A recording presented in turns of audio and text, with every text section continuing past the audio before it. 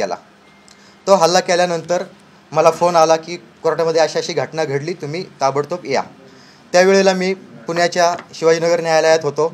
इथले कामं सोडले, मी डायरेक्ट नगरला गेलो. तिथं गेल्यानंतर जरांगे पाटील मला भेटले. त्या आरोपींना म्हणजे शुभा संघटनेच्या या कार्यकर्त्यांना भिंगार कॅम्प पोलीस स्टेशनमध्ये ठेवण्यात आलेलं होतं. त्यांची भेट वगैरे घेतली, त्यांच्याकडनं सविस्तर माहिती वगैरे घेतली.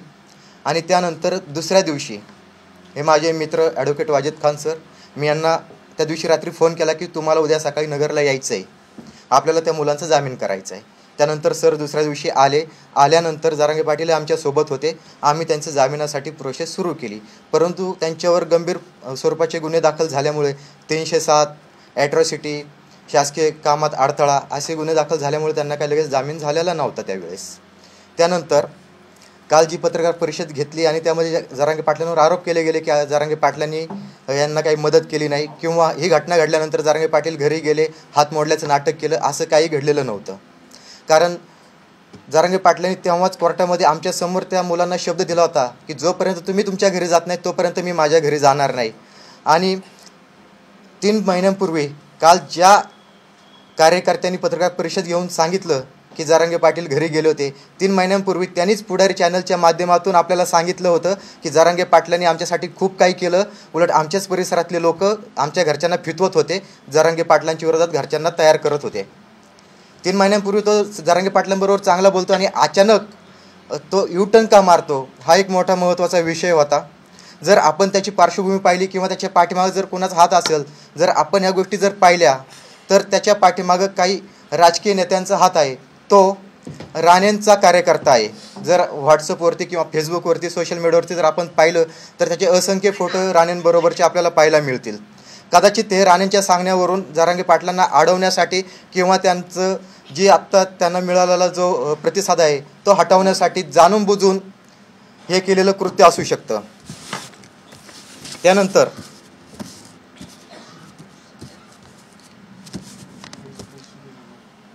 तो कालच्या पत्रकार परिषदेमध्ये म्हणतोय की जरांगे पाटील 8 महिने आम्हाला भेटायला आलेले नाही. जर आपण जर पाहिलं तर जेलमध्ये फक्त आरोपीच्या रक्ताच्या नातेवाईकांना आणि वकिलांनाच भेटता येतं. ज्यावेळेस दर आठवड्याला मी मुलाखतीला जायचो, त्याची मुलाखत घ्यायचो, त्या चौघांशी बोलायचो मी, त्यावेळेस जरांगे पाटील माझ्याबरोबर असायचे, परंतु ते जेलच्या बाहेर असायचे. त्यांचा निरोप मी त्या मुलांपर्यंत पोहोचवायचो, मुलांचा निरोप त्यांच्यापर्यंत पोहोचवायचो. त्यांच्या घरच्यांना देखील जरांगे पाटलांनी लागेल ती मदत त्यावेळेला केलेली होती, माझ्या डोळ्यात देखत केलेली होती.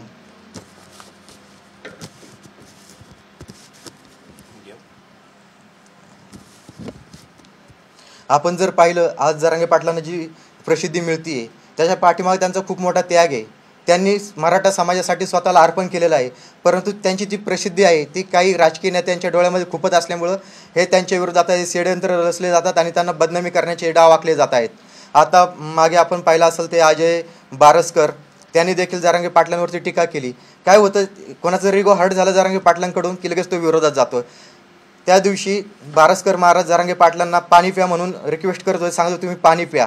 त्यामध्ये त्यांचा स्वार्थ होता. जर जरांगे पाटील महाराजांच्या ऐकण्यावरून पाणी पिले तर त्यांचं नाव मोठं होईल म्हणून ते त्या स्वार्थापायी ते सांगायला गेले होते. जरांगे पाटलांनी त्यांना नकार दिला, स्टेजवरून खाली हाकललं. तो राग त्यांना आला आणि त्यानंतर लगेच ते जरांगे पाटलांच्या विरोधात बोलायला लागले आणि खोटे खोटे आरोप करायला लागले.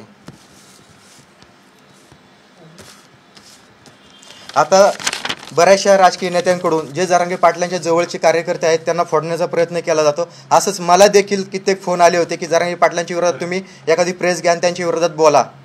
परंतु जी सत्याची भूमिका आहे किंवा जी सत्याची बाजू आहे ती बाजू मांडण्यासाठी मी आज इथं आलेलो आहे. जरांगे पाटलांकडनं असं कुठलंही समाजाचं नुकसान होईल असं कुठलंही कृत्य केलं जात नाही किंवा ते काय समाजाला भावनिक करत नाही की तुम्ही तोडफोड करा किंवा हे करा ते करा. उलट जरांगे पाटील पहिल्या दिवसापासून आजपर्यंत ते सांगतात की आंदोलन आपल्याला शांततेत करायचं आहे आणि त्याच पद्धतीने शांततेत आंदोलन आजपर्यंत तरी चालू आहे.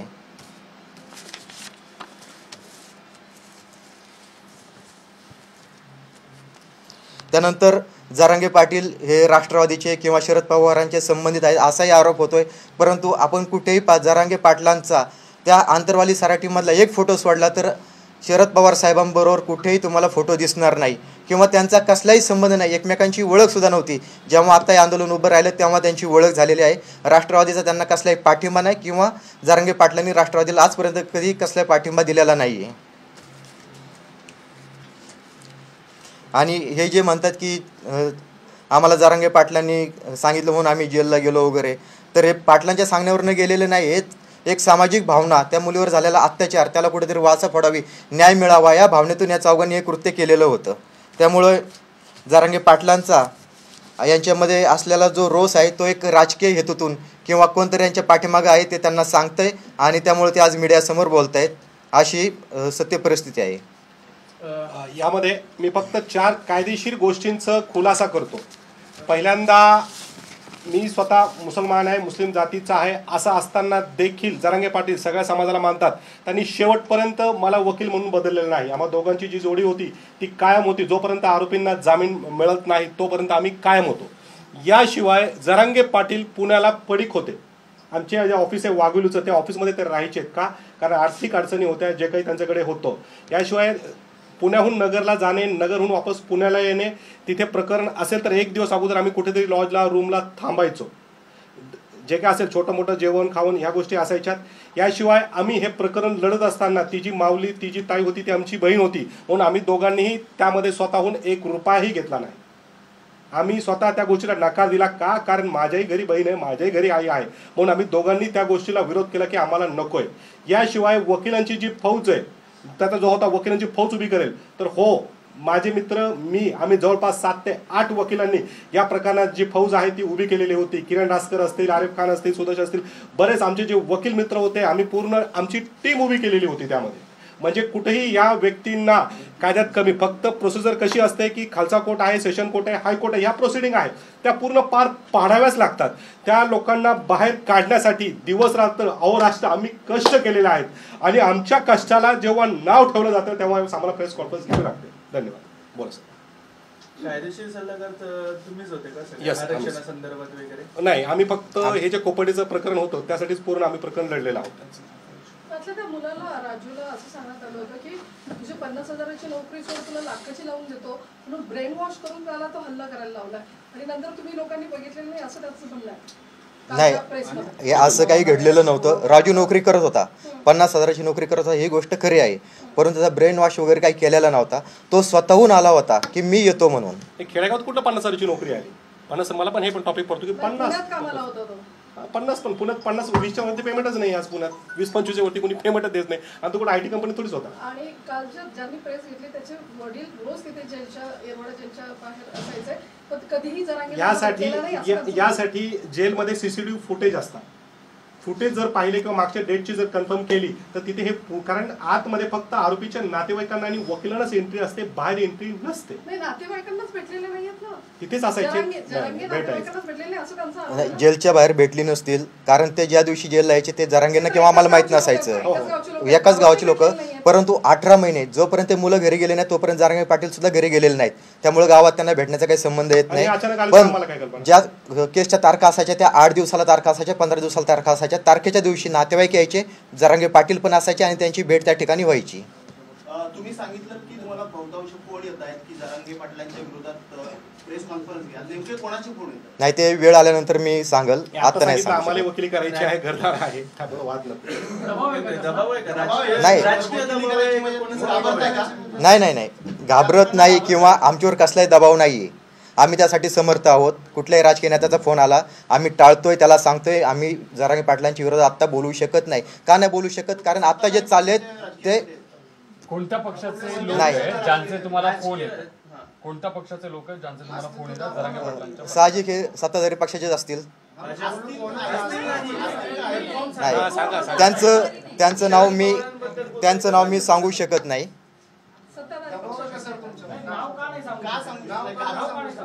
घाबरतो नाव सांगत नाही.